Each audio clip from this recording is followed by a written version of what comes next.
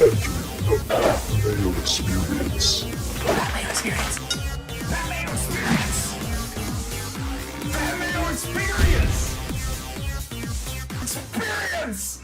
Welcome to the Pat Mayo Experience, presented by DraftKings 2022 Farmers Insurance Open Picks Bets One and Done. A reminder to smash the like button for the episode, sub to Mayo Media Network, and in the comment section, give me your winner for the Farmers Insurance Open. Who would you use in the One and Done this week? Note of this tournament, it starts on Wednesday morning this week, ends on Saturday, so if you're just getting around to it on Wednesday morning, you might not have enough time to get your bets in or get your DraftKings lineups in. That said, Listeners League link available down in the description right now. Still 2,500 spots. Those are going to go very quickly, so go reserve your spots right now. Additionally, sub to the newsletter and become a member at fantasynational.com. fantasynational.com/Mayo gets you 20% off. Geoff Fienberg is on the line right now. I was checking in on the Custys results. Are you getting nervous yet? Should I? I don't know. Do I have access to the results? I don't know. I'm just fully assuming there's a silent majority out there that realizes how insane Tim is, that realizes you might think it's funny for a moment, but I'm telling you, you'll regret it deeply. You'll regret it when he's making the most ridiculous cases. And Pat and I have no recourse because his only defense is, well, there's someone here more insane than him. He's going to do it all year. He's only going to have to win this one time for it to never go away. So that's on the people. They can vote for 8 categories revolving around how insane Tim is, and then somehow decide I deserve the vote. I encourage people to vote. That's it. Go vote.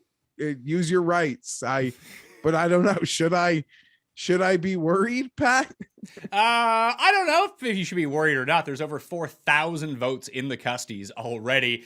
You can do that down in the description. You can only vote once, so make your vote count. And after you scroll through some of these categories, you can listen, if you're having a bad day, just scroll through the Custys Awards and you'll get a good laugh out of it. Trust me. I filled out my Bills ballot. fans. Yeah, Bills fans, yeah, if you're feeling in the dumps on a Monday morning, just go click on the Custys. You'll get a good laugh out of it. Let's talk American Express for a minute. I was devastated, sir.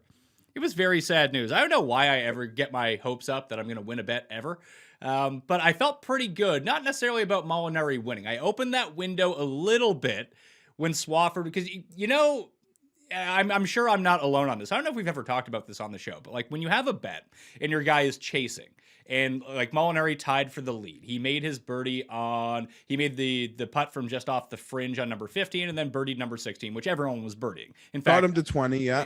A bunch of people were making eagles on number 16. So he was tied with Swafford at that point, who went like bogey, birdie, bogey, and was going into 15. I was like, all right. Here we are going into 16, sorry, because he made the bogey on number 15. I was like, okay, if for somehow we can par this hole, then we're even. Because you always have to count 16 as like a free birdie for everyone else. Like when you have guys that have already played it, you kind of have to add at least one stroke to everyone else who's behind them, who hasn't played the hole yet, and try to figure out what you need to do from there. It's like, so even if Swafford birdies this, then Molinari just needs 1 on 17 or 1 on 18, and then theoretically we could be in a playoff here. And if anything goes wrong with Swafford, then we're looking golden. I was like, but worst case scenario is that right now, I was looking at the guys behind him. It's like, okay, it'll be an each way. We'll get the top 5. Like T2, T3 is probably the worst he can finish if he just ends up parring out. And then, of course, Swafford sticks to like 3 feet or 10 feet or whatever it was on number 16, makes an eagle, then birdie 17. So he's off to the races. He's already won. And then Molinari takes the most aggressive tee shot I've seen all day on number 18, just playing this draw right around the lake. It was immaculate. It was a fantastic drive. He's like 130 from the middle of the fairway, misses the fairway, leaves it to 7 feet, misses the putt, bogey comes T6. Lose out on a 50-1 each way, because Molinari can't get it up and down for par from his second shot being like the closest to the hole anyone was all day. It was infuriating. I couldn't believe it, because this is just how things have been going for me with golf, but that was a real kick in the nuts, Geoff. Yeah, so I guess I don't want to turn this into bad beat central, but I had Hoagie, I had Zalatoris, I had Varner. We waxed poetic about a Molinari California return. yeah, I don't know. It all just kind of went away. Swaff Daddy got it done. Good for him. That's a bad beat story. I would say Varner missing his top 20 might be just as bad as Molinari missing that T5 for you, Pat. There's a horror show, I think 3-putt from like 9 feet on 16 for Varner, which gave him a bogey. But yeah, a lot of guys felt like they had a chance. We kind of talked about it perfectly. Just the wrong, yeah, we just ended up with the tried wrong guys. Yeah, just didn't have Swafford. And I like, that's not a bold statement. I think a lot of people were in and around this thing. Hoagie probably would have been the biggest group 100-1 win since Cam Davis last year.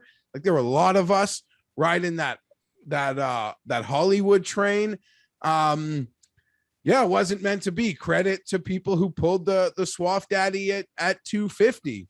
I had a lot of sharks lurking. I even tailed a bunch of the not our boy Tom, who hit Thomas Peters, but I tailed a bunch of Euro guys who pointed me to Shane Lowry last week. He went off in the final group. So yeah, I don't know.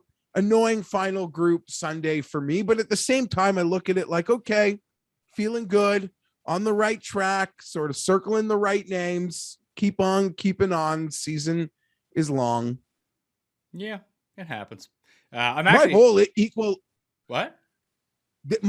equilibrium is going to be off this week, though. Well, this is a real event.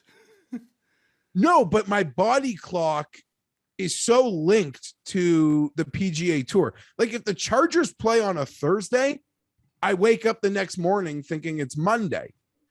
I'm just weird like that. I'm wired to the things that are important to me. So the whole week is going to be kind of thrown off once we start this sucker.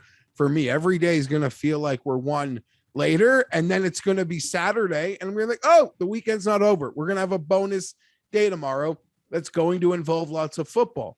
Lastly, Pat, I don't know about you. I wanted your take on this, and I don't think many people care. But from a content creation thing that you are, the mega of in many respects, I always felt 3 days was like too long. And I'm sure it's more time to get the content out to let people have it. It just felt like too long. By the time we were in the middle of Wednesday, it was like content was exhausting, not almost creating it. Like, I don't want to take in anymore. Like, get out of here. Like by the time you wrap on nice tournament weeks, like a live chat at lunch on a Wednesday, it's like, ugh. You say this as a guy that's paid to do stuff on Wednesday nights, but hey, whatever, just keeping it real. 2 days feels like way too little though. Like the crunch feel like of 2 days feels like, whoa. Like this isn't enough. I need more than 2 days to bet and tinker. I'm with you. I don't know where the proper middle ground falls when it comes down to it. I don't know. We could record this show even earlier on Mondays, I suppose, but I don't know. I don't know what the proper schedule is for this. This is why I like getting the research show out like on Sunday mornings now. Like I'll try to record it on a Saturday, release it on a Sunday morning, because at least that can live for people if they want to tune in on Monday morning. I feel like it creates a bridge between, what are we thinking about this week? Like as kind of like a dip your toe in the water. Let's do some research on it versus who are we actually selecting this week? But no, even if we did the show on Monday night or we did the show on Monday morning, when it comes to like the actual bets, like we're not making the majority of our bets usually until like Tuesday. I mean, for me, it's usually like Wednesday afternoon, Wednesday evening, once I can see, unless, I mean, there's a guy that I've only made one bet so far this week, just because I knew that guy's number was going to get crushed. If I wanted to bet him, I had to bet him now at the best number possible before that number came crashing down. But other than that, has it been crashing? It crashed, yeah, already. I mean, in some spots you can still find it at 35-1, but Zalatoris opened at 40-1, and I was like, you're not getting better than 40 because everyone's going to be on Zalatoris this week, myself included. Like, if just when you look through everything, it's like, oh, this lines up really well for big old Will Z here, Happy Gilmore's first caddy, not the guy that was washing his beard in the pond off 13, the guy that he had at the Mayberry Open. But other than that, like, if I had tried to bet the top of the board when the odds were first released at like 8 a.m. this morning, I would have been doing myself a disservice because I checked in 4 hours later, and then most of those names at the top have better odds now. That's normally how it happens. But I don't know. I've made a couple bets in and of that range, so I think we're on maybe on the same page. Definitely on that one, but On that we'll one, see. on that one, maybe. But I do have two guys that I'm very interested in this week. There's actually four guys. I probably have to narrow it down to two of them. So I need you to help me talk me through that. I want to talk about Amex for a sec, though. This is Swafford's third win now. Shout out to, I don't know if it was DB or Pat, but the Tour Junkies had the tip on old Hudson Swafford. They had him when he won in wherever the hell it was he won last time too, like Bermuda or wherever that was, Punta Cana. Like Hudson Swafford's paying the Tour Junkies bills right now. Credit to all Swaff Daddy gang Tour Junkies. I saw Rick had I'm pretty one? sure Rick played him. Yeah. So credit to everybody. 250. Awesome. I guess Amax will have the exact same conversation last week as we did last week as to how to bet it, and you can't really argue with it one bit. Yeah, eventually Rahm is going to win as a 5-1 favorite, but it's been like 5 years. He's played it 5 times. He's only won once, so yeah, I guess maybe John Rahm is a good bet if you play it every single year. But other than that, I did want to talk a little bit about Cantlay. That this happens every year, and I feel like the people are somewhat over it. But then I see the discourse going on online about like who to bet, what to bet. But having Rahm and Cantlay at a tournament like this, especially when one of them jumps out to a lead, is such a buying opportunity on the rest of the field. Because basically Cantlay was like minus 150 after round one to win the rest of the tournament. How'd that work out?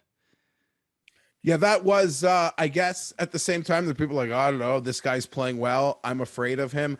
I had nice positions from go, so betting live wasn't really a thing for me. Although there were times where I saw Swafford lurking. I don't know that I ever would have bet him, and I think the books were kind of on to him, especially as he was making his move Saturday. But my buddy caught 100 to, I mean, it's a loser, but he's like he caught 100 to 1 late on Saturday on Lee Hodges. And that was all just because of the respect of I guess some of the names that were still lurking at the top. That happened it was either round 2 or round 3, because he was out into the lead, and then he like struggled on the front 9 wherever he was. And I went to go look at I just wanted to glance at the live odds to see what was going on. I couldn't find him on the betting leaderboard anymore. It's like he's like 2 shots off the lead. And I think that he had dropped down to like 75 or 80 at that point. Poor guy. He started getting the yips a bit late on some of these short putts, because he was hitting the approach shots to win that tournament. He just couldn't get anything to fall. And Swafford got everything to fall. Swafford got everything, even as someone that had Hoagie, who hit a nice drive on 18 pack. Like, oh, if Swafford can birdie this, Hoagie can go all out. Maybe we could have some fun here at 21. Swafford hit absolutely everything. Lee probably struck the ball better than all of them, but 5 to 8 feet, like that was a travesty. All the par fives, I think, or 3 of the 4 of the par fives, he missed something from in tight. Yeah, other than that shot on where he just stuck it to the pin. It might have been 10. Might have been 10 where he just stuck it to the pin. And whatever. I don't want to pick on Varner, but whatever. Never mind. Well, I was going to say that, remember when we worked at Fantasy, and I mean, he's now referred to as Camera 2 Drew, but Drew Livingston used to always be sitting there. I think he bet SJ Park every single tournament after the first 10 minutes of a tournament, because he'd be like 3 under when no one else was on the course. He's like, oh man, how could he ever lose this? And like his odds would drop like 10 to 1 for like 2 minutes, and Drew would be the only guy in the world betting that.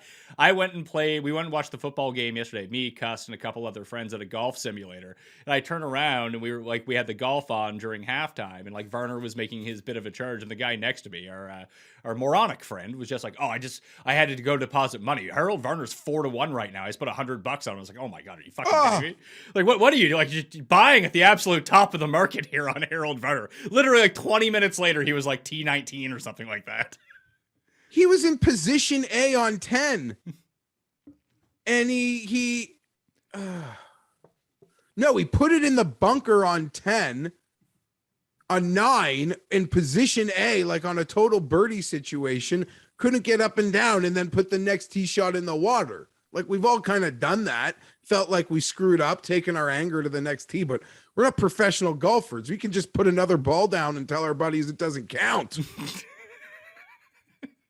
Maybe Harold Varner should try that. I feel like it would really help him out. I was getting really excited because he played the hard holes so well, and I thought it could be a day.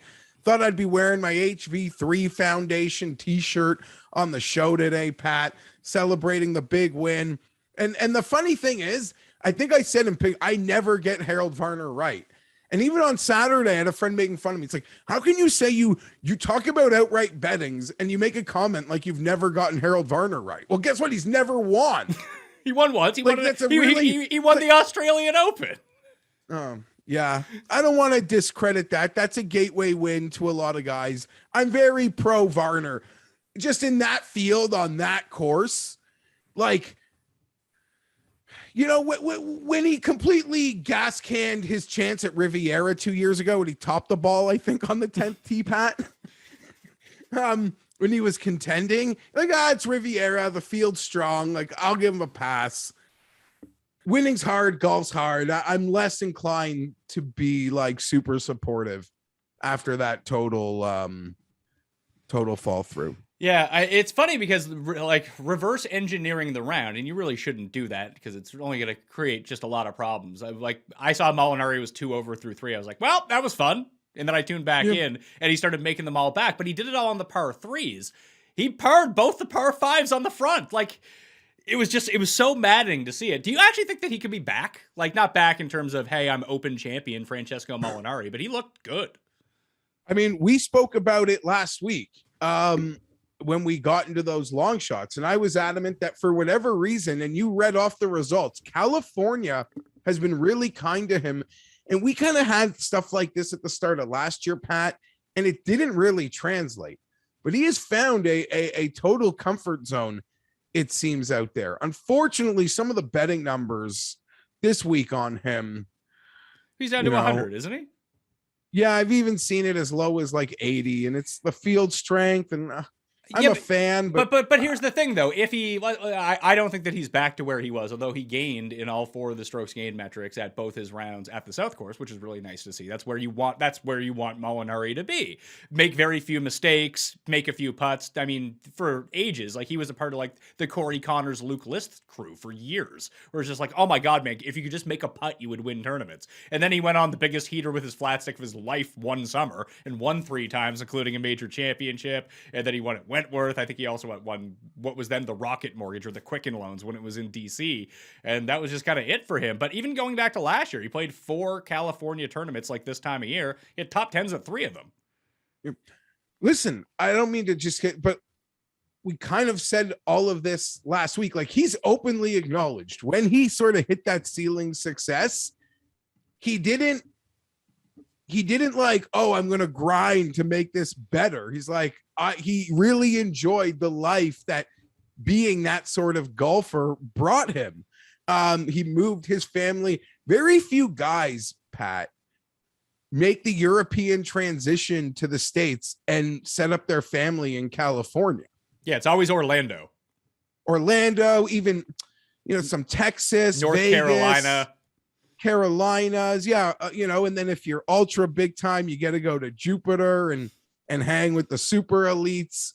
But that's a super rare move. He's just like, nope, I'm a California guy. My family likes it here. We're from Italy. Let's do this. So maybe that's a reason he's had, like, he just enjoys, feels comfortable out there on those golf courses. I am not, I'm not totally there, but at the same time, when we watched the Ryder Cup in the fall, and we're like, who are a couple of these Europeans that really disappeared and aren't part of this anymore? Not to say Molly can save the talent gap, but he's got, like, no, that's a guy I could totally see getting the game back and being fully in the mix as we talk about a Ryder Cup in a year and a half from now. I can see it as well. If he can rekindle that flame, they probably have a better chance of like spiking the U.S. team's water with Molly rather than this Molly creating some sort of talent gap. That might actually create sort of an edge potentially, unless everyone's having great vibes out there. But haven't we seen this now?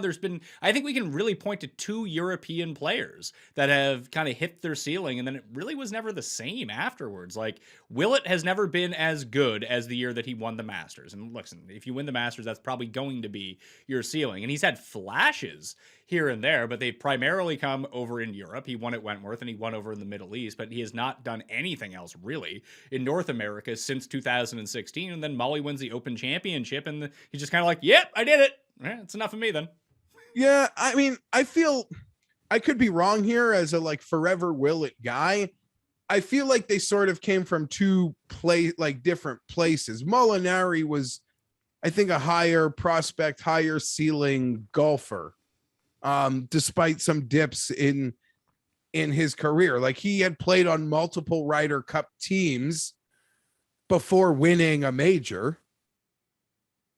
Yeah, you're correct. He played with his brother. I mean, Eddie Molinari was on a Ryder Cup but team like once. comparing them and to Willett, I don't know. I mean, I guess Stenson, I'm just trying to think of other recent, like older Europeans. Stenson got his major, but that was kind of at a closer to the end of the road after he had kind of been to a top, gone to the bottom, and come back out the other side to have that, true ultimate success. Just trying to, like, off the top of my head, I guess we'll see what Shane Lowry brings to PGA golf in some respects, but I don't know. He's a guy that I feel like isn't going to go away. I don't feel like Lowry has gone away though. Like Lowry hasn't won, but we've seen him at the top of the PGA Championship board. Like he's been fine. He's been what Shane Lowry. Yeah, you're right. He's been what Shane Lowry always was, pre-winning the Open, post-winning the Open. Like he's a good player that's going to contend every 4 weeks and have a legitimate shot of winning. Like Molinari used to be good. Like even before his like ultra hot run, all of a sudden like he was a guy who just T20'd every single week. And now he comes inside the top 10 at California events and misses the cut everywhere else. Yeah. You're right. I'm definitely wrong about Lowry. That's a totally fair point. He's literally the same guy he was before that major. After that major, his contention rate has probably not changed that much either. If anything, he's only gotten more confidence, got that Ryder Cup experience. I'm excited for Molly. I was excited, Pat, for my guy who I obviously probably a better class of golfer, you could argue, but even Adam Scott showing up strong in some tough conditions. I felt great about what I feel for Scott after seeing him have a really great week last week. And to quickly go on that one, Pat, some renaissances on that event as well. Dubuisson getting his first top 5 in forever in any sort of class event, and Sharma making a little charge. Not to take away from Peters, he won. He's the man. Good for you, buddy. He's a guy that sort of has a game fit to a lot of big U.S. events at the big hard tracks. So be interesting to see what his number is going to be like when we get to include him in some of our events, bigger events coming up. But Sharma and Dubuisson top 5. Did you like he fist pumped like he won the tournament when he hit his putt on 18 to get his top 5? I mean, he just won 350 euros or 350,000 euros. That's the most money. He's probably as much money as he's won collectively playing golf since coming second at Dove Mountain till now. All right. I'm sure people are clamoring because they just want the milk, Pat. But since we've gone on talking, you're probably already going to spotlight this as its own little thing. I want to add one more part of it because me and you haven't spoken about it yet. But Jon Rahm, that video comes out of him having. I had it written down to talk to you about. Yeah. No, okay. I wanted to go, I guess, even deeper into it, but I don't know. Like before I saw that video, I saw his post-round video where after Saturday, if you watch Saturday, he had 4 putts on the back 9 that looked as pure could be and didn't go in. But in his post-round interview, he had a minute to calm down. He's like, listen, it's just putting. Putting isn't exact. I could hit it perfectly. Sometimes it just doesn't go in. There's variables, with putting that are just out of our control, not just me. And that's what, that will never get spotlighted. It's just going to be him after one of those holes. I'm sure it was after one of those 4 holes where he hit a putt as pure that somehow dodged the hole. And he's not the only one. And that becomes this thing. He's so, I don't know, maybe I'm overreading it. I'm going to be an apologist for this guy, for Bryson, till the cows come home, forever. forever. I think people like make something out of nothing with him. Nothing. Were people making really that big of a thing? Because I think it speaks to, when we were trying to figure out what the reasons were, why so many long shot winners win this particular event and certain events on the PGA Tour versus others. A lot of it, I think, mainly breaks down to do with field strength versus anything else. But when he was complaining, and listen, I mean, it's no different than anyone. It's only because Rahm has a microphone in his face in between holes that you're going to see this stuff. It's like when you follow around Hatton and Poulter the entire time. Like, these guys are fiery. They had to mute Lee Hodges a couple times yesterday. Yeah, I don't know if you noticed. Listen, I played golf with me before. I know what I get like, and I'm not good. But I couldn't imagine being awesome and having this happen to you. But I think that he kind of hit the nail on the head. He said it's a fucking putting contest is all this is. Because everyone was hitting greens in regulation. Everyone just had 15-foot birdie putts on every hole. Basically the entire field. And it kind of speaks to why we don't necessarily think of putting as something that's predictive or reliable or static week to week. That it just, Hudson Swafford, who basically putted himself out of the Sony a week ago, putted himself into a victory this week. He was the one who got hottest inside 20 feet, essentially. And that was the difference in the tournament. I mean, I think that's what Rahm is speaking to here, that this is an easy course. It's a pro-am, so it has all of these easy pins. Who's going to heat up with their putter? That's who's going to win. I think that's what he's more speaking to, whereas this week, we talk about Torrey Pines. That is like the exact opposite of what's going on. Like, you need to drive the ball well. Your irons need to be dialed in to hit these small greens. And like, you're around the green work needs to be top notch because these are not easy greens to hit. Like, this is a real test. Last week, like you said, it was basically a putt. Yeah, I mean, I saw some things that were people just sometimes use it as a chance to pile on. He's got distractors that I don't really even understand how they can exist, but yeah, nonetheless, but there's a real like, Americans don't like, there's a certain segment of American golf fans that just don't like European players. It's really, really bizarre. It's like Canadian hockey fans who don't like Russian players, like no matter what they do. Although Alex Ovechkin has like the most Canadian hockey player game of all time. I hate him. Like, I don't, but like there are people out there that do just because he's Russian. Yeah. Honestly, this love affair with Ovechkin in Canada, it didn't start till like 2 years ago. I promise you. People respecting his ability to toss his body, throw buckets, be the animal. It was always like Crosby. So yeah, and trust me, I worked at TSN Radio. Like, this guy was a whipping boy, like an absolute whipping boy. I don't know if there's so I can see maybe elements of that. But also, I guess to the other part of it, which like you laid out, that was really an innocuous comment, but I think people like have a total misconception that these guys are like, you play golf, things don't go your way, you mutter and you curse, like that's normal. I don't think Tyrrell Hatton, for an example, is is muttering and cursing at the grocery store, or like John Rahm. Like, it's just golf. It's just natural part of golf. And then when you see their comments after the round, I take more out of that. But more, I guess, on top of this, and this was a very innocuous thing. I haven't spoken to you about the Netflix special. Oh yeah, let's talk about that.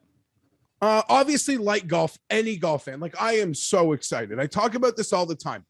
As a kid, like I love wrestling and I still try to keep up, but I love when they sort of bring you behind the fourth wall and you see into the locker room and some of the creative conversations like they really do now that they're not afraid to show. And a lot of the documentaries or series that they run, like I just am into all that in any sport. I don't know why I use the wrestling example, but they kind of done a really nice job. Even like seeing the locker room and like the lunch room at the stadiums, and they're all eat whatever. So I love all of the like behind fourth wall into the, the locker rooms at these clubhouses, into any sort of like tour accommodations. I'm into that, but I don't know what like we're supposed to expect is going to happen here.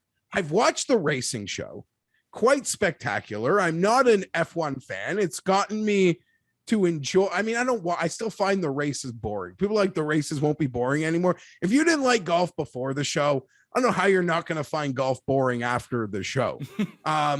it's better to know the personalities. But like, what are the controversies? Like, what are we getting? Like when Bryson tells Cantley to stop walking last year, like people lost their mind and think that's a big deal.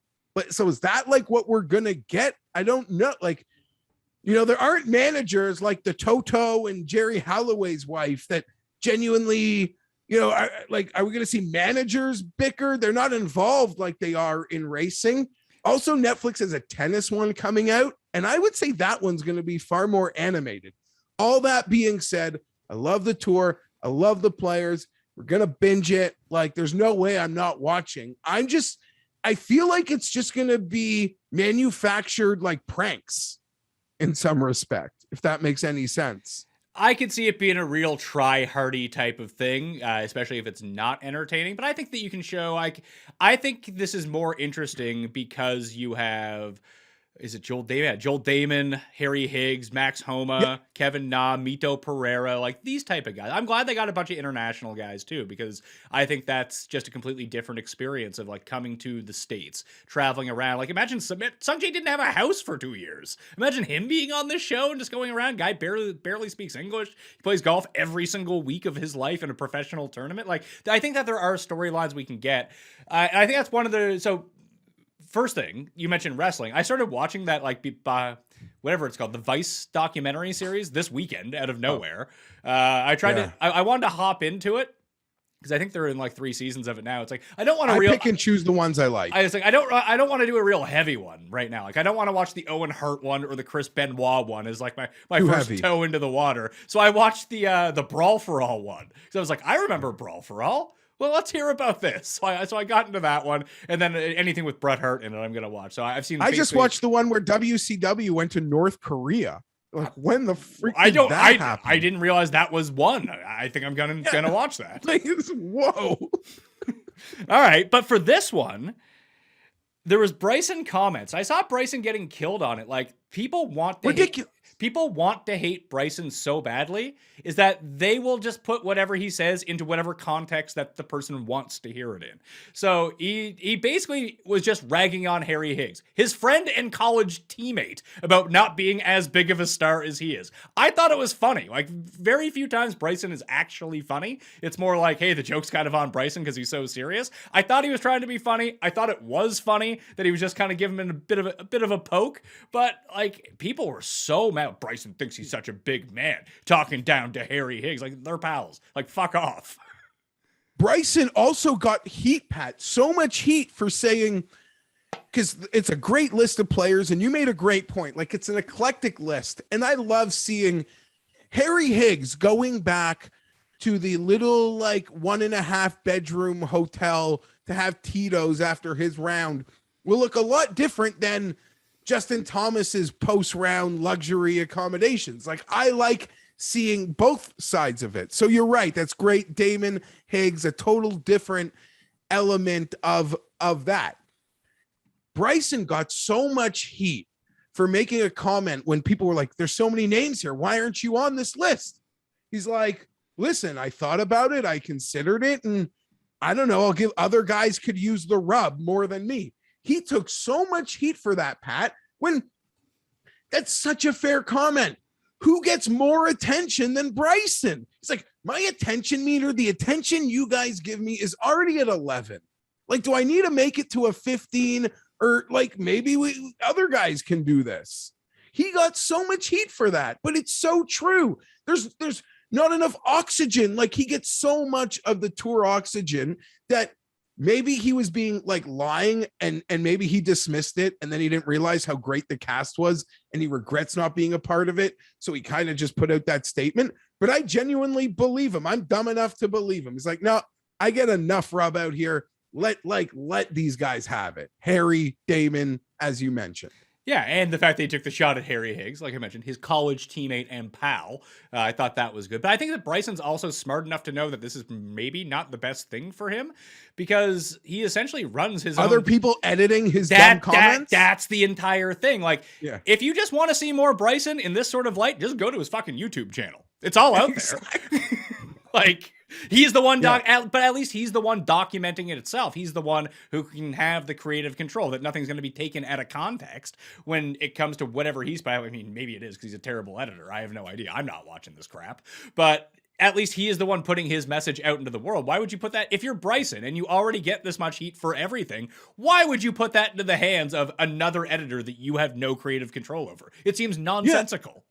And what's going to be their one way to get soundbite headline clips for networks and mainstream to sort of run with? It'll be a Bryson comment. So, not to go back to the start, but like everybody, I love golf. I'm excited. Even the Golf Channel PGA Tour tried to do a show, or they still do, behind the scenes. And you do see guys in sort of their real lives. And I guess, this is sort of going to be a way where we'll see it more. But I just don't know. There was like a level of intense. I guess they can't replicate the F1 intensity in golf and like the life or death stakes and anger that can be concerned. But again, like, what's the craziest thing we saw on the golf course was Bryson telling Cantley to stop walking, or Bryson Bryson jumping in the back of a Brooks interview. Like he said, there's real stakes with F1 where guys could like die if they make the hairpin turn at too much speed. Like, and he's like, you were too slow today. I was on the course for 9 extra minutes. Yeah. I hate you. I had to slow down when I was walking. I had Brian Gay playing in front of me. It was very, very infuriating to do. Let me go back to my mansion now, please.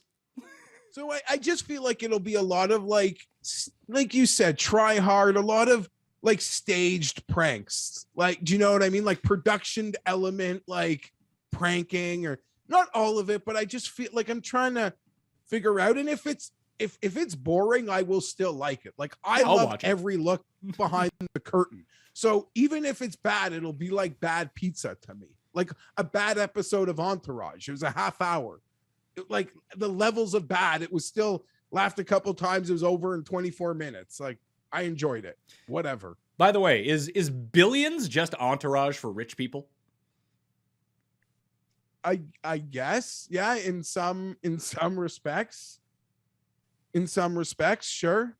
Okay. Well, let's move on to I don't go ahead. Yeah. I was gonna say, do you think Patrick Reed, there's no way Patrick Reed would have wanted to be on that either, right? I don't know, but he was actually the name that I was looking for on the list. Like that's actually someone that I think you could make a compelling the show story. Was Golf Wives. That's the show. Remember they tried to do a Hockey Wives show. To think that I didn't watch Hockey Wives with my wife. It wasn't like half bad. Way more personality than the like fucking Canadian players. Production. You know what I mean? Yeah, but here's the thing. With the advent of digital cameras and the cost of lighting going way down with LEDs over the past 10 years, and you can see this in all international markets when it comes to TV production, is that the Canadian, like you could always, like being from Canada, you could tell instantly if something was a Canadian product just because the lighting itself was so bad. The set design was the same, but because you couldn't light it properly and didn't have as expensive of cameras, you could just see it. Like this looks like low budget production, a Canadian budget production. But because production costs have gone down so much at the very high end over the course of the past 10 years, that gap is closed. That, I find that you have a harder time telling between an American product and like a run-of-the-mill reality TV American product versus any other country at this point. That's just my opinion. Yeah, I guess that makes sense. But yeah, Golf Wives and Girlfriends, that would be the show. That would be the show. Well, there's only 2 names that need to be on this show. You get Patrick Reed's wife, you get Lucas Glover's wife, and just fill out the rest of the cast. Okay, and we could do retrospectives on Amanda Duffner and what she's up to these days. Paulina would have to be on it, right? Yeah, but she might also not want that, like, rub in some respects. But you would hope. I don't know. The wives genre has worked. Mob wives was a thing, I think. But yeah, I don't know. So I'm interested. I would wager of the golf and tennis ones coming out that tennis will be like a bit more feisty. I don't know about that though, because I feel like tennis is a lot like golf. I think that F1 was actually the perfect sport to do it with. Like you could do it with boxing, like those boxing, like whatever the HBO things that they run. I watched that show, The Contender, that Sylvester Stallone show in college, because You just get me to know the characters and then I'll watch it. Like the UFC's took that whole genre and get me to know the character, let me half like the sport, and I'll watch two people, regardless of skill level, punch each other in the face. But I think that there needs to be a certain level of stakes with the sport where, like, there's the potential risk for injury with all of these guys when it comes to F1 and boxing and UFC, that you get to know the personalities, you're really invested in the personalities, and like things can go wrong for them. Like that's part of the allure of some of these shows, that like that's the intensity that it brings. Does tennis and golf really bring that? No, there's also like only 24 guys in the sport of F1. And literally getting a car can sometimes just mean your dad is really rich. It's like Maverick McNeely could get an F1 car if we were F1 golf. All right. Well, we should probably get into what we're here to talk about 40 minutes into the show. Torrey Pines is on the schedule for the 2022 Farmers Insurance Open. Once again, this starts on Wednesday. This week concludes on Saturday because they want no part of taking on NFL Championship weekend, which is probably the most proactive move the PGA Tour has done since they inserted all the cameras at the Players Championship that we could live stream everything. And before that, moving the FedEx Cup playoffs into August instead of having it go head-to-head with the NFL. They want no smoke with the NFL, and they are probably correct in thinking that because I bet you the ratings will reflect it this time around. And I think it's cool to have this Wednesday. I don't want to see Wednesday to Saturday every week, but I do like this a lot. 3 of the rounds are going to be at the South Course, the one that just hosted the U.S. Open a year ago. Obviously, the conditions are not USGA set up, so the greens will be a little bit slower. The rough isn't going to be as long. The course isn't going to play as long, but it is, or as hard, but it is longer than it's been in years past. It's now 7,756 yards. The entire field of 156 players will play 1 round at the South, 1 round at the North, the first 2 rounds, before migrating over to the South on the, I guess, Friday and Saturday's rounds. You only get Shot Link and Shot Tracker at the South Course, not at the North Course. POA greens at the South Course. At the North Course, they're bent greens, and the North Course is over 500 yards shorter than the South Course right now. So you really want your guys to beef up on those birdies at the North Course and hold it together on the weekend. That is the entire strategy that you have. Just kill the North, tread water at the South. Hopefully you can walk away with a victory. But this, Jeff, feels like the first real event of every single year. This is the first real tournament that we have. Yeah, totally. Real field, Torrey Pines, and in my opinion, a preeminent golf course. It's in the USGA rotation. La Jolla, California, in my heart forever. I can't wait to go back. So I don't take any Torrey Pines slander lightly, despite some of it being out there. It always brings out the field, the best early season field of the year. It was a Tiger Woods staple, even not even like we're going down the Torrey Pines slander range, but even what Tiger did there makes it like worthwhile and should be above slander just because of that in and of itself.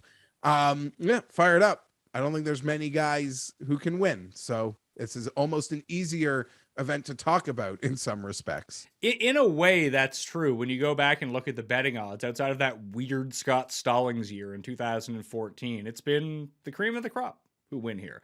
It's the cream of the crop and the next level down are the ones that end up winning. Like Leishman won, Rose won, I think Rose was number 1 in the world when he won here, actually. What's that?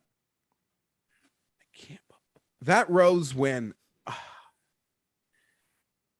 Just reminded me. I got messages that week from well-placed people who have never given bad information. He was so upset with his setup that week that he went, I guess this is also close to the Carlsbad and all the golf, the Callaway, the TaylorMade, all the Puma, all their hubs are right here. So if you have any tuning issues, you get tuned in perfectly. Rose was bitching and complaining at the shop guys. He drove him crazy, but he couldn't hit anything. And then he went out 4 days later and won the golf tournament. I'm sorry. That just bothered me.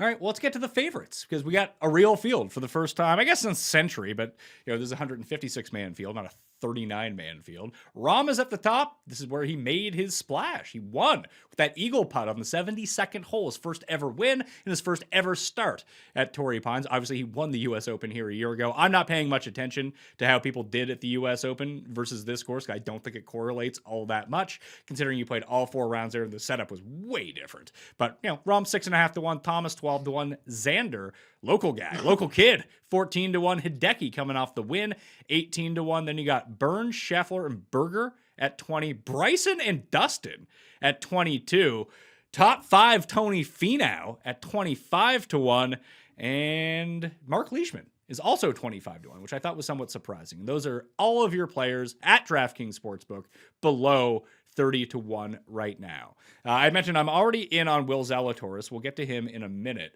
But trying to parse out the top of this list, is this as simple as just bet Bryson and Dustin at these ridiculous odds? I have thought about that. Dustin doesn't normally play here. He's played here a bunch. He's never played here well. It's his first event of the season. And when guys haven't teed it up in that long, you can make the bet that you're just betting on the ceiling. Or if you want to talk yourself off of it, you just be like, yeah, Dustin seemed like an off-season grinder. Like maybe he needs to just rev the boat, no pun intended, with the Johnsons, but rev that engine a little bit before he's ready to go. Not to say he couldn't win, but I would say of every single player that you mentioned, Pat, fairly or unfairly, to me, Dustin Johnson is literally the one guy who is how do you put this? Like, it's crazy to think that Dustin would be singularly focused on big events or majors, but I feel like he is waiting to peak. I don't know that I can bet on a Dustin ceiling week this week with all these guys having played, some of them multiple times. Well, does that interest you in a Bryson ceiling week then? Yeah, of course it does. Bryson at 22 caught my eyes instantly. I can tell you someone at DraftKings must think Mark Leishman is going to win because that is kind of crazy. That could honestly just be an innocent mistake that by the time people are looking at it, it's corrected. Yeah, I don't see I don't see him. I see him at 40 to 1 or higher everywhere else. Yeah, and that's about right. And that is, as you mentioned, that's a sort of sneaky second tier range that we have seen some guys play well and win here before. I was shocked at how low Berger was, Pat. I went to bed last night thinking I could maybe get Berger where we see, in the mid 30s, 20 to 1. I like Berger a lot, but I'd probably rather bet Bryson. But even going shorter, Hideki's always played well here. I am not red inking the Xander number, so that shows you I'm nuts and crazy, but I try to get it as big as possible. Seen it as high as 17, and you'll find me nowhere near Justin Thomas. Like, yeah, I'm okay betting. I mean, listen, Justin Thomas can most definitely win here. This does not feel like a Justin Thomas course, though. It doesn't feel like a Justin Thomas course, Pat. And obviously, a comment like this will bite me. But for all the really, really good players, there's not. He is definitive gap the worst putter. If I want to bet on bad putters, well, Hideki is right there. Okay, fine. But Hideki, that's something that maybe I need to accept. And I love Hideki. I got nothing bad to say about Hideki. I still, in my head, don't have Hideki and Justin in the same class. Like, Justin is part of a very finite super elite category. To me, Hideki is part of a wider elite category. So when referring to super elite golfers, which is a finite group, I don't know. If I'm going to bet a guy who I need putt luck, I'll just take bigger numbers. Sure. I am completely with you on that. I would wait. If you're betting at DraftKings Sportsbook this week, I would wait on this 20 to 1 range because I think all of these guys are going to fall down and normalize with the rest of the market, be it Burns, Scheffler, Berger, Finau, Leishman. All those guys will be 28 or 30 by the end of the week. So I have made a bet in this range at a name you mentioned, but I got a 33. One of two bets I made. I was one of the people who Sick Baby, Top of the Morning, Willie Zalatoris at 40, but I pulled a Finau 33. So those are two bets that I have made already. Finau, course history, California. This is a place where I don't like going to him in birdie parties, despite his ability. He's contended in them. I don't want to make it like he hasn't contended and lost in the finish. But when I'm betting Finau, I don't like his I like betting him at courses where his strengths aren't neutralized. This is absolutely one of them. So I'm pretty excited for Finau this week. I'm sort of excited for him too. And I think that the numbers are going to get buried a little bit from last week because he finished T40, which is a pretty good considering he was Andercursed last week. But he actually played absolute garbage golf at the Nicklaus course in La Quinta. He actually played really well at the stadium course in both rounds. Gained almost 2 strokes off the tee, almost 3 strokes on approach, almost 2 strokes putting. Like, the ball striking was there. That's all I want to see from Tony. I'm kind of with you on it. I'm still staring at a 30 right now at other places. I'm good with that. The one I really wanted to bring up, because I think that Bryson just might be a blind bet for me if you're going to give me 22-1. But everything I keep looking at keeps pointing to Sam Burns, and that terrifies me because he just seems like such an outlier name amongst all these people. But he made his run here last year, had a bad final round. It wasn't the only time that Sam Burns had a terrible final round, well, in contention in California a year ago, but build off that. We're a year past that. He's now a top 15 player in the world. He's put up 2 wins in that time. I think that obviously he's alive here. If you just look at his odds, it doesn't take a moron to figure that out. But would you ever feel comfortable being like, I'll bet Sam Burns at 28-1? Because that's actually the best number I see on him right now, when I could have Reed for 50. At basically double the price. I could have Reed or Sam Burns. I'm just kind of digging Sam Burns this week. Okay. Any comment I make about Sam Burns will come off as negative, but it's just relative to the betting number. And I've said this before. There are people that I speak to, that I make contact with, Rick Gaiman being one of them, whose opinion I respect, who believe Sam Burns hasn't even reached his ceiling. There is more. The numbers are not wrong. I don't mean the stats. I mean the betting numbers. Get used to it. That's normal. I am not used to it yet. I am not. You mentioned Burns or, guys at, double the number. For me, it's more like, we're not there yet. We're not there yet you're going to say Brooks. I know you are. No, I'm not. I know. That's not the point I wanted to make, because I wasn't even naming guys back there. I have trouble pulling the number staring at the guys right beside him. He is now in that class where to make the move on Burns, you are not making a move on Dustin Johnson, on Bryson DeChambeau. That is crazy. I'm not saying it's wrong. I'm just saying it's amazing, and all the credit to him. That is where he is now. It's not even about the guys I can get at double. It's about the guys he literally sits beside in the tier of. That is crazy to me. I'd rather bet Sung J M at 30, 32, 33, whatever they have. I'm not saying I am, but I'm not there on Burns at 20 or 25. I'm not. I'd rather lose money on guys that win half as much. So I'm looking at it right now. I have yet to bet this tier of player, but right now I'm looking at Bryson is my favorite, Finau, and then Burns. I'm still going to give DJ some consideration, though, depending on how that number goes.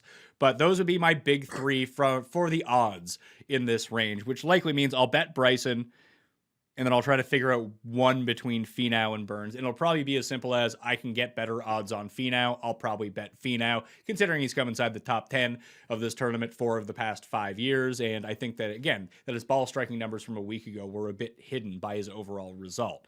Next tier of players at Are we ignoring Hideki, though? I don't want to bet Hideki at 18. Go out and win it. That's great. Go win 2 in a row, right? Good for you. Yeah. Listen, I like Hideki. It's not getting my money at 18-1. And it's funny because I kind of parse it the same way that you do. And this is just a mental block that I have. I don't think it's a really good way to analyze this. But I kind of throw, when you make the distinction between elites and super elites, I don't think that Xander is a super elite player. I think that he's very much in the Hideki, Finau, Berger, Scheffler type range. I think Cantley super elite. I think that Cantley is above that. I think that Cantley is with Rahm and Thomas and Morikawa. And do you remember, Pat, we had 2 years of majors where we'd sit here being like, Cantley is that was a big focal point. Like, odds Cantley to Xander. We literally said when their careers are over, Cantley's could easily be the more prestigious one. And obviously it took pretty much Cantley doing what he did at the end of last season to get us to where he would be booked ahead of Xander if he was playing. So I think that maybe that's unfair, that Xander and Hideki kind of live in this middle range compared to, and yeah, Xander and Hideki live in the middle range between the super elites and that next tier down. But in my mind, Bryson and Dustin are super elite. So when I see that Hideki is 4 to 6 points higher on the board than those two, like, why wouldn't I just bet those two? I totally agree with that sentiment. I, like you, am very can't get my eyes off the Bryson number. I would I don't know. Never made a cut here, by the way. Yeah, that's not ideal. But he hasn't played it since I think 2018 before he became this version of Bryson. So what does that tell you? And Xander, I guess for the U.S. Open, there was so much attention on him last year being the local guy. Maybe he can kind of come in under the radar. I still laugh. Callaway ran, I obviously they were United States based commercials, but they ran the promo, if one of our guy, pick a guy to win the U.S. Open, like Team Callaway, and we'll give you the free driver. And in the commercial, it was Rahm playing second fiddle to Xander. Womp womp. Not the best. I mean, it worked out well for them. They got a ton of engagement, didn't have to give anything away. Unless they had to give stuff away for Rahm. No, I don't think they did. I think it was a Xander thing.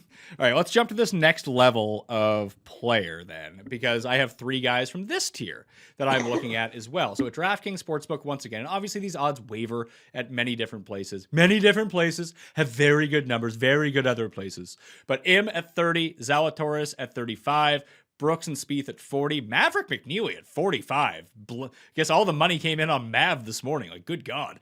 Matthew Wolff, Connors, Reed, and the Gucci Man are at 50. Then you got like Rose at 55, Palmer at 60, Mac Hughes and Cam Tringali, Aaron Wise making his 2022 debut. He's 65 to 1. Then you just got, play the rest of the hits. Homa, List, Bezadenhout, Molinari. Molinari's down to 80. Wow.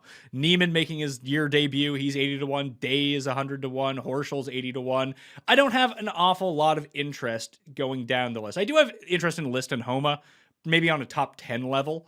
But the 3 names that stuck out for me in order of the way that I like them. I've already bet Will Zalatoris at 40 to 1. That bet is in, and that is the first thing that I did on Monday morning. After that, you actually hit on the name, Sung Jae. Really like Sung Jae this week, and I don't think I can get past this Brooks number. I think that's an auto Brooks number at a course like this. Yeah, I've been staring at that Brooks thing as well, deciding if I'm going to pull the trigger. Sung Jae kind of feels like he sets up perfectly in the same sort of way that Zalatoris does in many respects on this one. I guess in a lot of things I said wrong last week, one of my more bolder calls was like, screw all this Matthew Wolff love, like Xander. I mean, not Zalatoris. Willie. Scheffler, first event back, made some nice moves to make that cut, was phenomenal. Could sort of see he's a guy that I do like in stronger events than weaker ones. Yeah, I've bet on Finau. I've bet on Zalatoris. So I guess with that, then take 2, just like bet Brooks and Bryson and call it a tournament. That doesn't seem like the worst betting strategy. No, especially because you're going to get Brooks, I mean, at 40 if you really want him. I mean, he's 35 at DraftKings Sportsbook. I'm staring at a 40 right now. I would feel really stupid. I bet Zalatoris at 40, but I know that people are going to bet him at 35 and 30 by the end of the week, or 28 or whatever he is, because he's going to be the popular bet this week. I understand that. But I would feel so fucking foolish if I had money on Will Zalatoris at 28 to 1 when I could have had Brooks at 40 to 1 and Brooks just wins by 3 strokes. It's like, oh yeah, dude, that makes sense. I've been having that. I have that thought every time.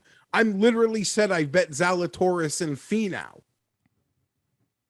And then Brooks is going to come and win at 40. You know how stupid you'll feel? Stupid? Can't put a price on peace of mind. Like, imagine betting Xander Schauffele this week from 14 to 16 to 1, Pat, and Brooks Koepka wins at 40. You deserve to be taken out back. And I can give you any reason you want not to bet Brooks, except for the fact that this is a long, hard course, and it's Brooks fucking Koepka. He's going to win this. If we run this tournament 40 times, he's going to win it more than, like, he might not win this week. He probably ends up missing the cut this week. Maybe there's your bet. You make your wager on Brooks Koepka to win at 40 to 1, and then you make an equal bet of Brooks Koepka to miss the cut to cover the money that you bet on him to win. So frustrated. Like, seeing him at that number, I sometimes feel like I'm being goaded, you know, but he did hit Phoenix at 50. There were some more unknowns there. I feel like I'm being goaded, and it makes me hate my other bets. Let's say he misses. My other bets are guys that don't win, like Scheffler, and even to go a little farther back, Corey Connors at 50. Like, how do you bet Connors at 50? You can bet Brooks at 40, even Spieth at 40. I don't agree with it. I'd probably rather bet Brooks, but it's sort of on the same trajectory and mind path, I guess. Yeah, I love too many guys that don't win. That's my problem. But you could just you could bet Spieth 40, Brooks 40, DJ Bryson. Huh. That's like a legit 4-man card right there. Yeah, and then you're like, no. What I'm going to do is bet Scotty Scheffler, Zalatoris. Will Zalatoris, Corey Connors, and Mark Leishman at 25 to 1. No, yeah. And honestly, even Sam Burns, for as great as he is, and all the accolades he deserves, you're going to bet on Sam Burns and then see like one of these preeminent names that are literally the same odd or double his odd win and be like, what am I doing here? But that's part of the fun, Pat. That's part of the fun. I guess you could make the lane of just taking profile fits, because as we've discussed, Bryson doesn't exactly have the history, but his game profile certainly fits one worthy of Torrey Pines, and win equity, elite player profile fits. Not to say Spieth matches that, but he's his own monster. Got to look into Sung Jae, I think. So yeah, that's the. I don't think I'm going to get there on Brooks, and I'm going to feel there wasn't a moment last year where I felt any dumber than watching Brooks leading or contending at that PGA Championship at 50 to 1, and I didn't bet it. Like, when he contends at these numbers, nothing makes you feel less inferior about what you do. In the context of picking out right where, like, it's shameful. It's shameful. So I don't want that feeling again. But at the same time, I don't want to bet Brooks. Yeah, well, he's been playing like absolute garbage. Although when he won in Phoenix, the last time that we had seen him before that, I think he rode like 2 straight miscuts into Phoenix and was like, all right, let's say he misses the cut this week. We won't see him again until Phoenix. What's his number at Phoenix? There's no way they gave us a 40 in Phoenix, right? Impossible. He'll have a 2-time winner there. He's Brooks, and the field is fun. It's strong. Justin shows up. I think Jordan shows up. Xander will likely be there. Rahm plays it, right? He's ASU. Yeah, so it gets a lot of guys, but no, like, that is going to be, there's no way that's over 22 to 25. Yeah, he had missed the cut. He missed the cut at the Amex. He missed the cut at the Farmers last year, then won Waste Management.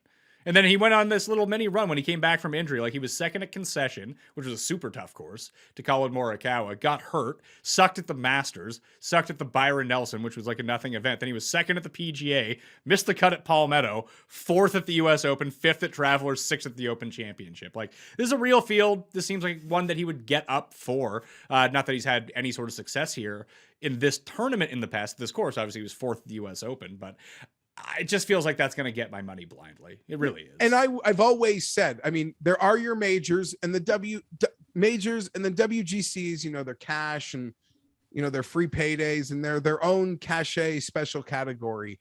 But after majors and excluding WGCs, Pat, like, how do you Torrey Pines is on that very short list. Memorial, Torrey, API. Like, what else? I'm obviously blank. Maybe Quail Hollow. Maybe.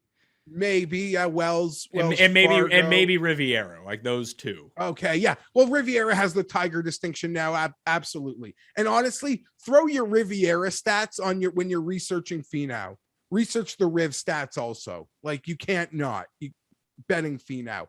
The other thing, and part of I never believe any words that Brooks Koepka says, because he is just wired in a way where he has to say things to make himself intense or get himself like fired up. Like, he has to produce that within himself, and it works.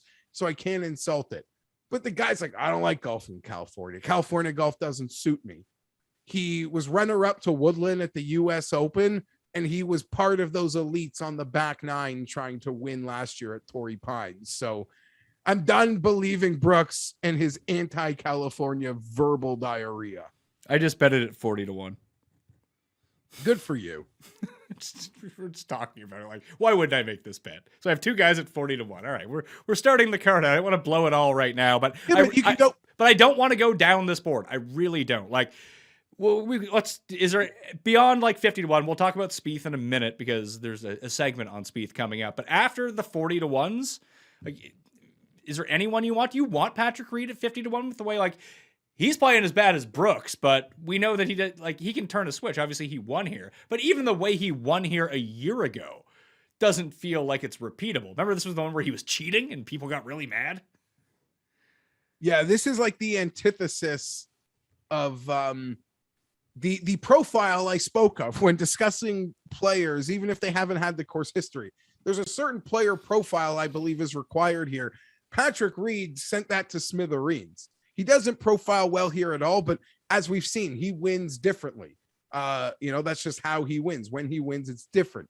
We have always spoken about how the swing metrics, the science on Reed, it's, for players, he is the most inconsistent with that, with what you'll get from week to week, which leaves you okay to make outright bets on him. Here's the problem, Pat. I load up Patrick Reed into the Fantasy National, and I'm always willing to ignore form. But there are certain key metrics right now that are so hot red bad for Reed that it's like, this isn't winning without form. Like, this isn't winning without having a T20 in the last few weeks, which I'd be willing to do. This would be asking to win where some points of his game are lower than I've ever seen them. He made the cut last week. That's good. Did. Oh, honestly, a little nugget like that is sometimes all I need to push me over the edge. This course demands so much, but he has that wizardry perfection. I don't know. Right now, I'm not making that move. Outside of Stallings and Rahm, 13 of the past 15 winners at Torrey Pines had previously posted a top 10 at this tournament. So that takes some of the bigger names off. That takes Brooks off the board. Ali Zalatoris has the top 10 last year, but that's a bit scary to look at. Makes you triple highlight Finau. Oh, yeah. Believe he can win 100%. He's probably going to end up getting my money. I'm not going to lie to you. It's not a fun thing to say, but here we are. I got to just go back in the slightest step, as according to the DraftKings odds, which we don't even have to reference. Well, DraftKings odds, Mav McNeely's 40-1. If you like that, you shop it or you wait it out on DraftKings. But you can shop it at the 70 that I'm staring at right now. Yeah. Isn't he just sort of that, like, little wedge putter fest guy? Is this a place I would want any interest in, Mav? I don't know. I can't get a good grasp on what he's actually good at. He's really good with his long irons. He can get really hot putting, and he seems to play well at courses with really small greens, they're 5,000 square feet at the South Course. That's on the shorter end and the smaller end, but it's not like you're playing at Pebble Beach. I don't know. He's been gaining so many strokes off the tee. Like, he's become such a good driver of the ball. Like, he reminds me a lot of Max Homa in a weird way. I think that they're two different players, but just based on the way that people perceive their win equity at the moment, the difference being Homa's won at Quail Hollow, Homa's won at Riviera, and he can still bet Homa at better odds right now. Yep. I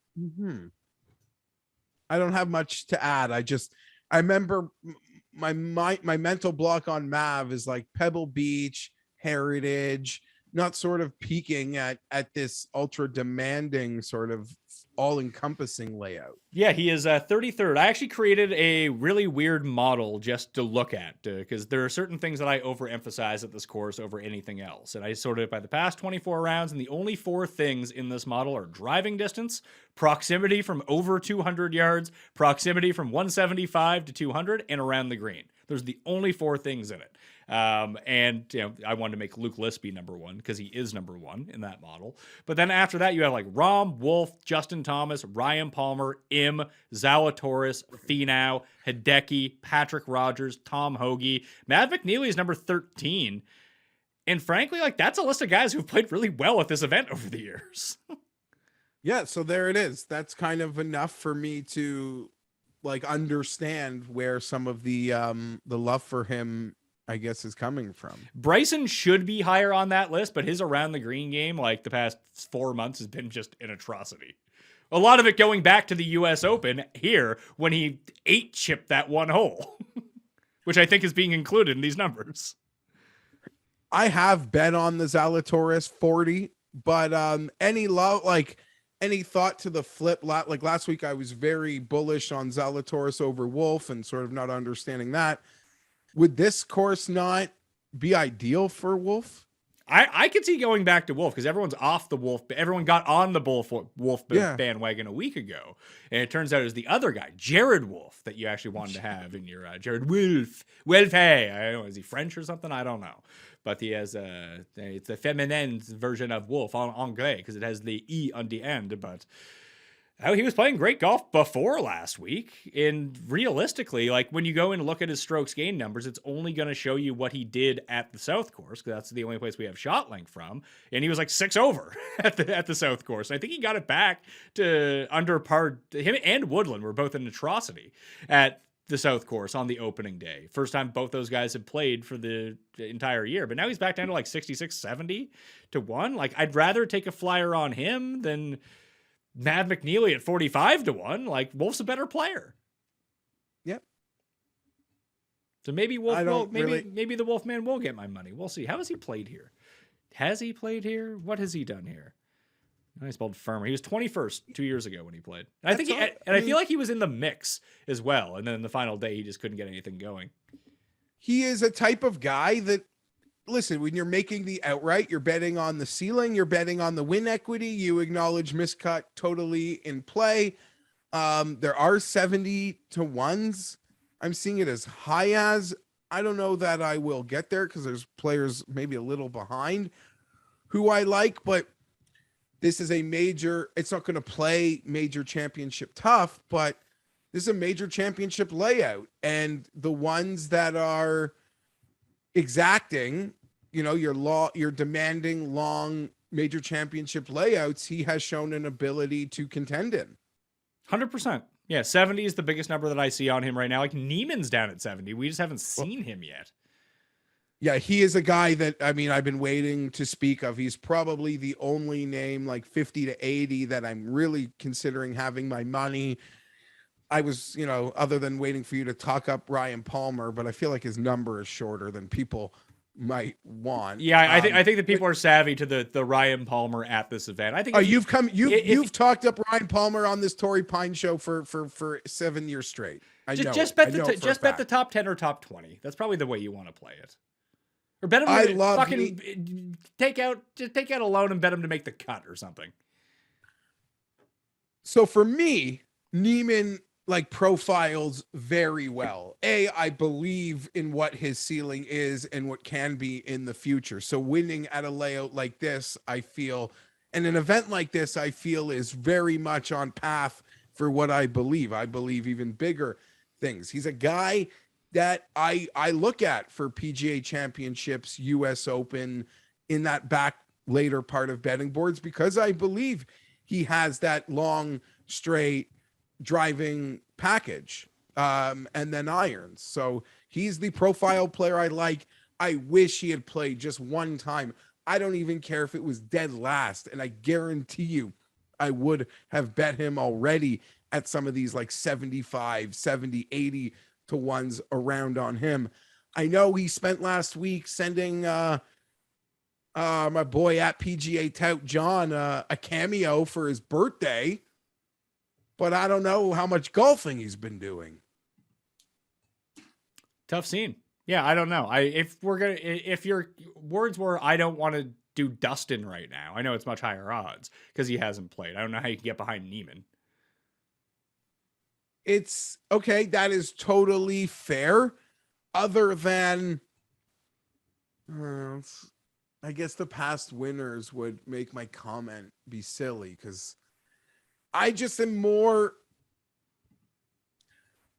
I am more confident per se that Joakim Neiman, and at the age of what, 22, 23, whatever, probably hit way more golf balls in the last month than Dustin Johnson. We don't know that though. Again, you're 100%. I acknowledge I don't know that. I am just literally playing the game of life in my head. One of them is Dustin Johnson, 2 kids, wife, holidays, I'm sure vacations, party. The other guy, young guy, no, maybe girlfriend, no kids. What's he living for other than to be great at golf at the moment? Sure. Narratives, that's totally nothing. Like, that's from here based on nothing. And that's a fair point you make. If I'm not into Dustin for those reasons, then Neiman, but I don't know, it's a different number. And I will tell you, I can't get out of my mind watching Neiman and Dustin play on a PGA Live early group last year together, and Neiman like driving it with Dustin longer, straighter. I say it a lot when I want to bet Neiman. I don't think people's perception of him are as long as he truly, truly is. I can get on board with that. I would completely agree with that. From the 50 to 100 range, the short list I have is 4 players. Neiman is not on it, but I don't know if I'm going to end up getting to any of them. It's List, Homa, Wolf, and Palmer in that order. That might be a top 20, a top 10, maybe nothing, maybe just DraftKings. I don't know, but those are the ones that have my interest. Let's briefly talk long shots. Can I say List double bogeying a par 5 and missing the T20 by a stroke yesterday? If you don't know what you're getting when you bet on Luke List, then I have no sympathy for you whatsoever. He had a very low pro Hudson Swafford type scorecard yesterday, by the way. Just with a few more bogeys than birdies. Yes. But yeah. I love List. You'd think like other than the putter, and he's kind of too long. And will this be a breakout situation? Do you want me to sell you on? Do you want me to sell you on List in this regard? No, because I'm a truther. You literally need to sneeze. But do you know why that Torrey works really well for him? Well, because it doesn't margin, like his strengths are elevated here. Well, yes, but when you think about Luke List's upside and what he's good at, you also have to put into some sort of context what he's bad at, because that makes a huge impact on this as well. And I think this is really strange. Like, not that I think that Corey Connors is necessarily going to have a bad week, but this is a layout where I would much rather have Luke List than Corey Connors, simply because we know that they're both god-awful on the greens. Like, they'll probably putt their way out of tournaments. The big difference between a List right now, List what he was for the previous 2 years, and then the List that we all fell in love with the 2 years before that for like a year, was he learned how to scramble again. His around the green game is immaculate. It's really good. He's top 10 in this field over the past 50 rounds in strokes gained around the greens. We know he's one of the biggest bombers on the PGA Tour. He's got that part good. He's off the tee every single week. He's great. The irons have been relatively consistent. So even the deeper ones, whether it be from 200 plus or 175 plus, the strokes gained approach rate out really well. He's top 20 in this field over the past 50 rounds. Around the green, he is top 10 around the green in this field over the past 50 rounds. The putting, we know it's atrocious. However, this isn't a tournament that's going to be won at minus 25. It's not a putting competition. You're going to have to make your fair share of 5-footers, and he can do that theoretically. But this isn't one where it's like, oh, the guy's just reining them in from 22 feet 40 times during a round. It's not one of those events because they're very small greens. So around the green, I feel like is more important than putting. Distance means more than accuracy. And List is good at those things. And when you look at the 3-putt percentage at both these courses, it's way higher than the PGA Tour average. So everyone's kind of a crappy putter. So it's bringing the field back down to him in really little ways. I don't think that he has enough juice to get it done and win. But a top 10, a top 5, I could see. He was top 10 last year here. Yeah. I love it. I love it. You didn't need to sell me, but you did an amazing job. The only thing I think about when betting a guy like List, like anyone who isn't of a certain tier this week, Pat, is even recalling the Leishman victory. Like what he had to do Sunday in that like 8 to 14 foot putting range, you almost have to black out unconscious, be it par, be it for birdie. Like he blacked out unconscious that afternoon. Remember he was missing all the fairways by so much he got into like good position? It was so messed up. But what he did on the greens that Sunday is one of the greater Sunday performances that I can recall. And maybe the stats like might not show it, but it felt like an entire afternoon of par putts between 7 and 12 feet. And he hit them all day. Siwoo Kim sometimes, you know, I like watching here up on those cliffs, sticking it to 7 feet and hoping he makes the putt. I've seen him make runs here before. I don't know that I'll bet him, but I'm always not to sort of put air in your Siwoo tires, but I always like what I see from him. Of course, and until he gets, I thought he was making a run yesterday, and then all of a sudden he's in the water at 17 because he hit it too far on the par 3. And I feel like he was the guy that they kept referencing once all the leaders came around to number 17. It's like, well, you don't want to go long here. It's like, who went long? It's like, oh yeah, of course it was Siwoo who went over the island green. Fun times. But he was that and the broadcast did a nice job because you always say, give me a player playing well who people like. Yeah, give me the runner. Give me the runner. Give me the runner so I can see all the holes. Him. They did a great job, I thought, of showing us him play those last 3 holes. Like he could never win, but you could see it. Yeah, where are the pin positions? Where are guys, if guys are going to make bogey, where are they going to make bogey from? If they're making putts, where are they making them from? I think that's important context for the story of the broadcast because then it's almost like having these not Netflix documentaries. We're invested. We have some sort of background on this stuff because, honest to God, like, you play the tournaments once a year, unless you've been watching it for 10 years every single time, or you're Cust who just remembers all this stuff. Like, it gets washed out of my memory pretty quickly of what hole's number 14 at the stadium course. I don't really remember until I see it. I'm like, oh yeah, that hole kind of thing. Long shots. Let's do long shots because I don't want to spend too much time on this because I don't think we're really going to be taking too many long shots. I have a list of 5 guys I have interest in. Probably not going to end up betting on them, but top 20s, top 10s, first round leader, maybe stuff like that. I will be betting on Gary Woodland. He's 130 to 1 right now. I'm just going to wait till he's 150 and bet the top 5 each way. Didn't love what I saw out of him last week. By the way, he's 110 at DraftKings Sportsbook. You're going to be able to find it better, though. I didn't love what I saw, but it was his first tournament of the year, and his first round was his bad round. He got better in the second round. He got better in the third round. So we know that he's played this course pretty well over the years, and we know that he putts pretty well on POA versus everywhere else. So Woodland, you take the chance. It doesn't need to be a big investment considering what his odds are. Molinari, don't like his odds at this point. Cameron Davis, I can see it. We've seen the Aussies play really well here over the year. Keith Mitchell, just everything that I looked at stats-wise keeps pointing to Keith Mitchell. That terrifies me. And Joseph Bramlett. Why not? Ooh, he's like 200 to 1. There it is. The Branimal. Okay. Yeah. It's an interesting. I don't mind sticking with Woodland one bit here. I'm just seeing a lot of these couple past winners 100 to 1, Day and Snedeker. I mean, not condoning. Snedeker, I can't figure out for the life of me. And he is sort of like the Patrick Reed type winner at this course, like from back in the day. Just wedges, great short game, make every putt. And because it's a Torrey Pines show, I will use this opportunity to remind myself, because I just reminded myself of that goddamn JB Holmes incident where he was so slow we had to go to the Monday with Norin versus Day. And we lost. I brought that up on the research show. Reminded me of you. Yeah.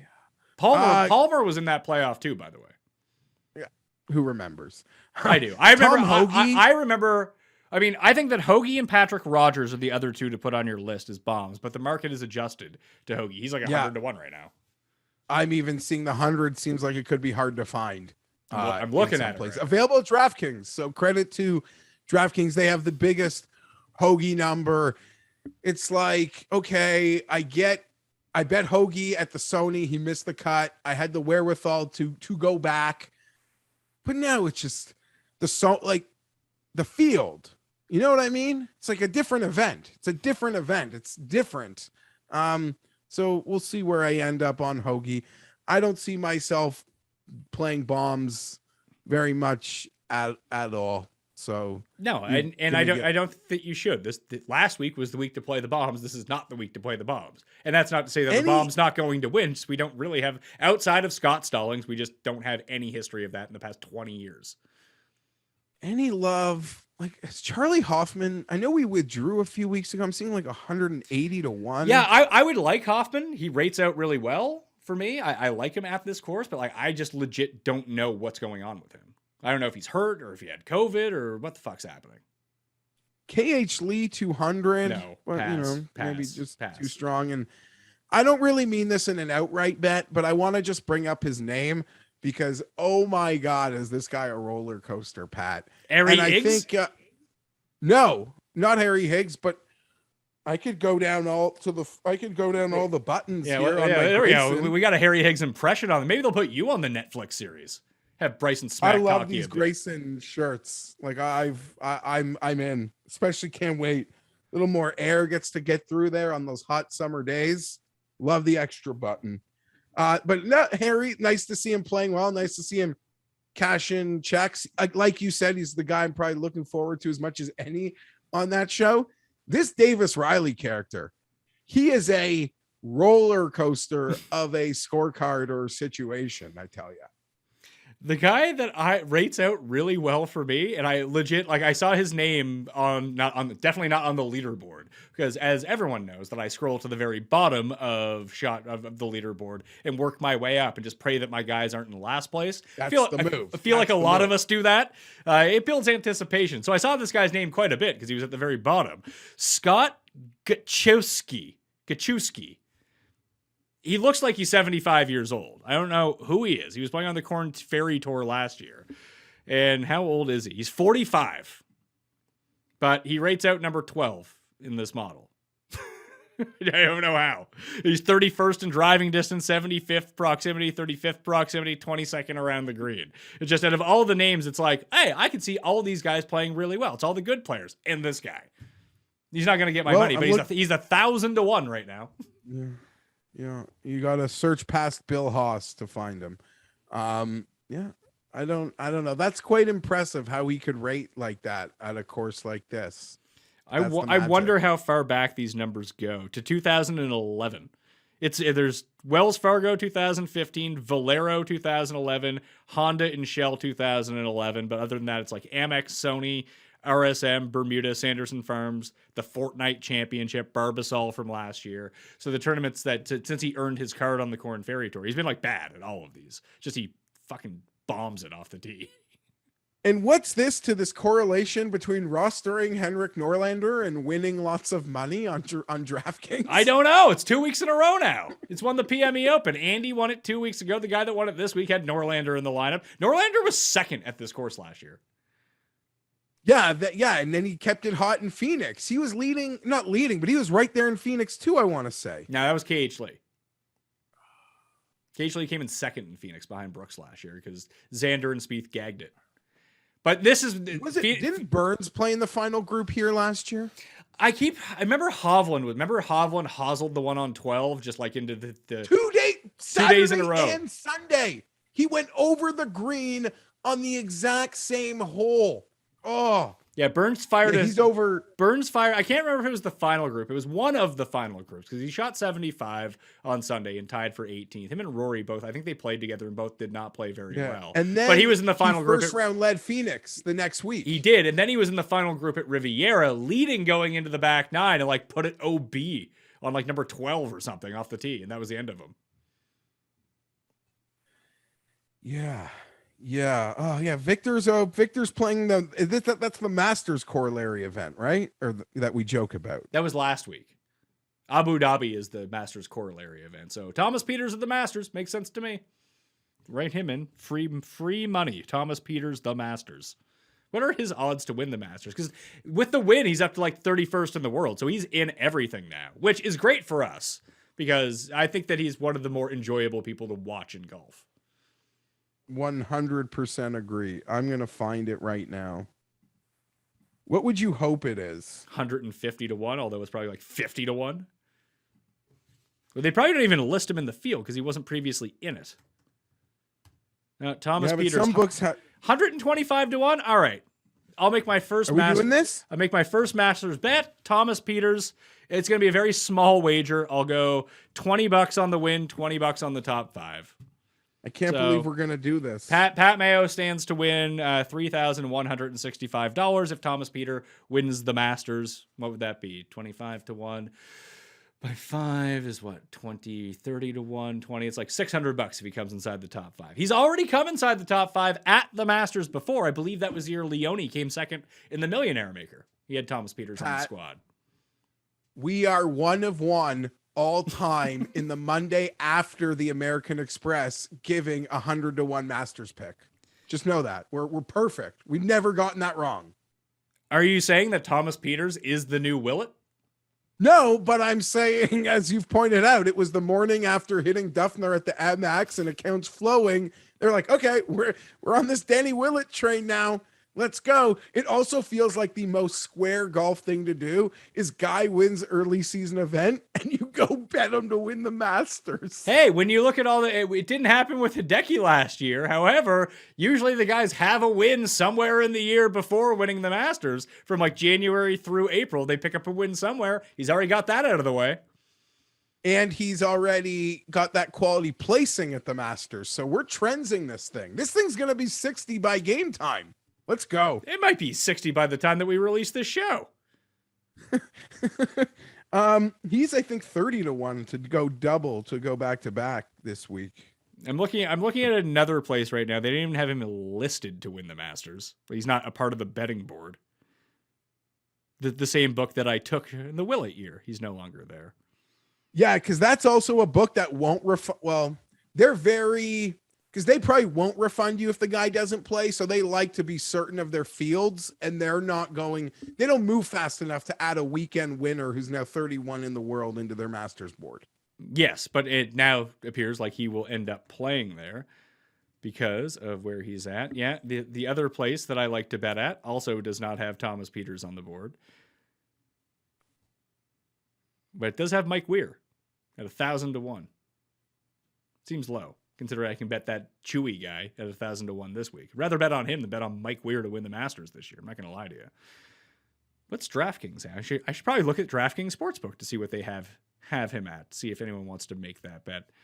They're probably too savvy. No, they also do not have him on the betting board. So 125 to 1 is probably the best number that you're going to find on North American books at the moment, I would say.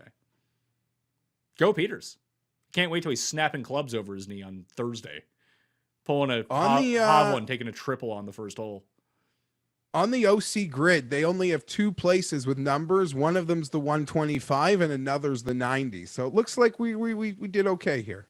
All right, probably the best number you're going to find. If you want to just put in some digits, some of my favorite digits in the world, really, to combine together, a 3, a 6, and a 5, and maybe you can find a 125 at certain places like that. I don't know. Let's talk about the quick picks for the Farmers Insurance Open. I have money on Will Zalatoris at 40 to 1. I have money on Brooks Koepka at 40 to 1. Both outright, no each ways. And the rest of the way that I'm playing it down, Bryson, Finau, Burns, I'll probably take 2 of those guys. And I'll probably end up going with Sung Jae at 35 to 1 as well. Try to make it one of those cards. So like Bryson at 22, Finau at 30, Im at 35, Zalatoris, Brooks 40 and 40. If Burns can fall down to 30, I might be tempted to do that as well. These are normally the betting cards that I have the most most success with. Just like 5 guys in between 20 and 50 and just kind of let it ride. No one below 20 to save that money. From deeper down the list, I'll probably just have a YOLO bet on Woodland and maybe some top 10 action on like Homa, List, Cam Davis, Patrick Rogers, depending on how I'm feeling. But I'll discuss that more as the week goes along. I don't want to commit to anything right now. So those are the quick picks. Where are you going? I might have to ride Finau with you. Sorry, I got distracted because now I'm looking at other players' Masters odds, so I feel like a pathetic soul. But yeah, I'm not gonna lie. I just wanted to see what Adam Scott's number's saying. Was it like 40 to 1? I really like him. The book that you gave out there thing has an 80. Oh, it's not bad. It's not for me. Not bad. It's not for me, but it's fine. Not bad. You wear like, what's he got to do for it to get shorter? But then again, when you have the position that I have, that he's going to play well, it probably will get shorter. I expect him to play at Riviera in a couple weeks because he always does, and he's got a nice little run there. Yeah, you want it. And then do you have a number better than 30 on Finau anywhere that you see, or should I bet the 30? No? But I'm going to bet it. I bet the 33. I felt pretty sharp about it, Pat. I bet the 33, and then they moved it to 30. Wasn't a small bet. I bet Finau 33, Will Zalatoris at 40. Like you, oh my God, Pat. They just draw. Oh no, I'm looking at Masters odds now. I'm lost. It's like they just cratered our Bryson number. I'm looking at that Bryson in that 20 to 1 range. And like you said, Pat, events like this, for whatever reason, they're just the events that I seem to have had the best luck with. 25 to 50 to 1, 5-man card. Let's roll it out. Let's see what it gets. 4-man card with maybe like a Neiman on that 80 to 1 back end. Yeah. Okay. But all I got for you now is Finau in at 33, Zalatoris in at 40. One and done picks for the Farmers Insurance Open. I beat you last week because Sung Jae Im was better than Abraham Ancer. I'm actually in like 5th place in the big one into the $1,000 one and done because I just said screw it, I'll go with Cantlay. One person in the race for the Mayo Cup at a 4,444 people took Hudson Swafford. So it was a treadwater week. So you didn't really lose too much by not having it. I had my team with I've started my best team in the giant one and done is Power, then Cantlay so far. I think I'm in like 300th. I finished 40th place in 2 straight weeks with Leishman and Ancer. So great. Yeah. Losers. And I had Im, didn't really do me Not much. them. But I think it pulls me into the lead. I'm the so loser, far. not them. Yeah. Sorry? So so Cuss gets to pick first. Cuss has selected Jordan Spieth as his one and done for this week at the Farmers Insurance Open, which is actually like a sneaky good contrarian one and done pick in the giant one and done. I don't know how good it's going to be in our 3-man one and done. I will be going with Tony Finau as my one and done. That's a good pick. You have used Leishman and Ancer so far. Yeah.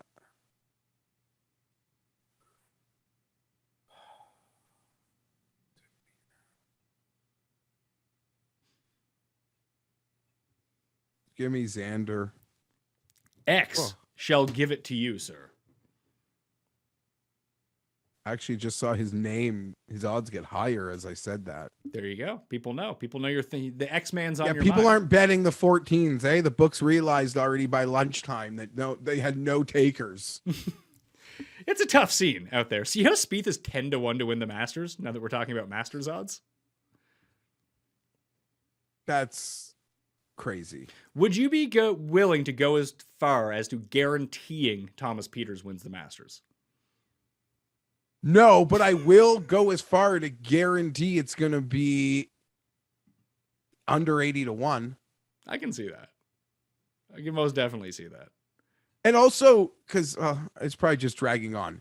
But last week I made the comment how you could make the case that there was value to like Rahm at plus 7 to 1 versus his Masters odds of like 8 to 1. Mm-hmm.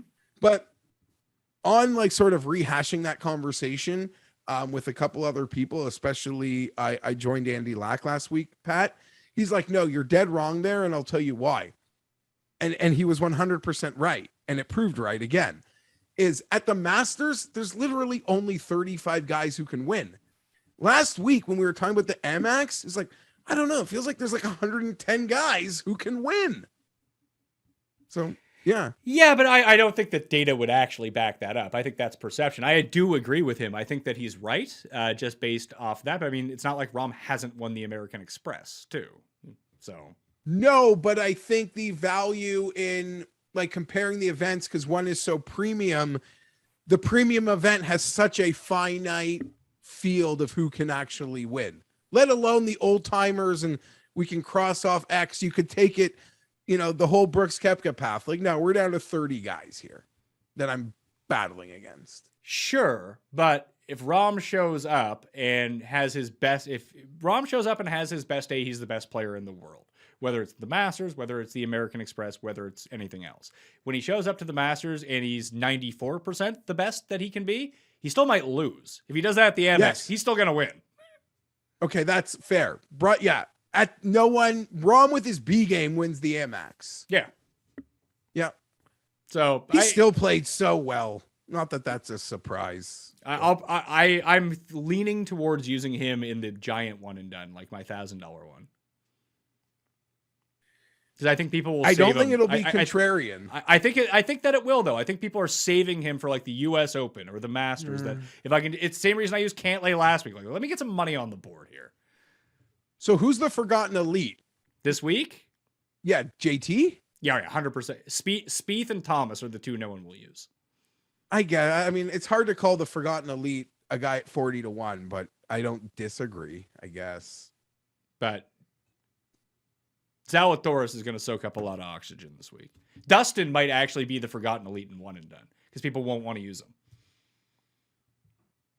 So could be a good time to use Dustin. I don't know. Well, I'll figure it out as the week goes along. Geoff Fienberg. Follow him on Twitter at GFienberg17. Remember to smash the like, play in the Listeners League, vote in the Custys, all that fun stuff. Sub to the channel, all down in the description. Right now, if you're feeling generous after listening to almost 2 hours of this nonsense, rate and review on Apple Podcasts, but only good reviews. Bad reviews, go fuck yourself. Good reviews, we're here for that. And if you're on Spotify, or if you just have Spotify, just go over. You can't leave a review, but you can leave a 5-star rating. Highly suggest you go do that to help out the show. I'm Pat Mayo. Thank you all for watching. I will see you Tuesday morning with DraftKings picks with... You'll find out. I'll see you next time. Mayo Experience! Experience!